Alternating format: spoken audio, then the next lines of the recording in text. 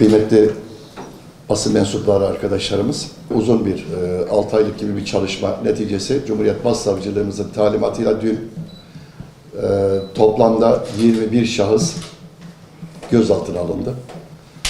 Bunların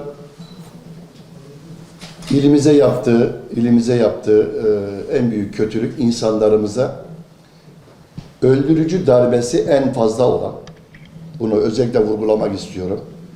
Öldürücü darbesi en fazla olan sentetik metamfetamin dediğimiz kristal bir madde.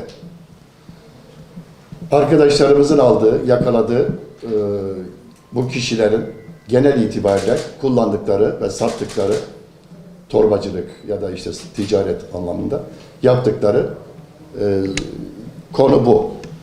Burada her ne kadar ilimizde bugüne kadar bir ölümcül konu olmasa da, yani uyuşturucudan kaynaklı bir ölüm olmasa da, ama ülkemizde özellikle bu kristalden kaynaklı, metamfetamin dediğimiz maddeden kaynaklı ciddi bir ölüm olduğunu istatistik olarak alıyoruz.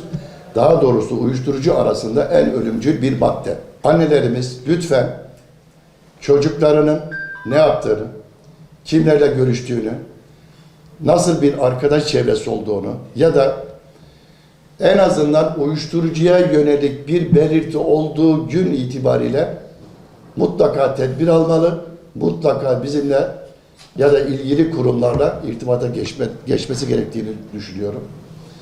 Genel itibariyle Batman'da yoğun bir uyuşturucu olduğunu söylemek mümkün değil. Türkiye genelinde baktığımızda da gene de alt sıralardayız. Bu kadar genç nüfusumuza rağmen. Batman biliyorsunuz genç nüfusta Türkiye'de ilk 5'lerde. Dolayısıyla biz emniyet teşkilatı olarak, yani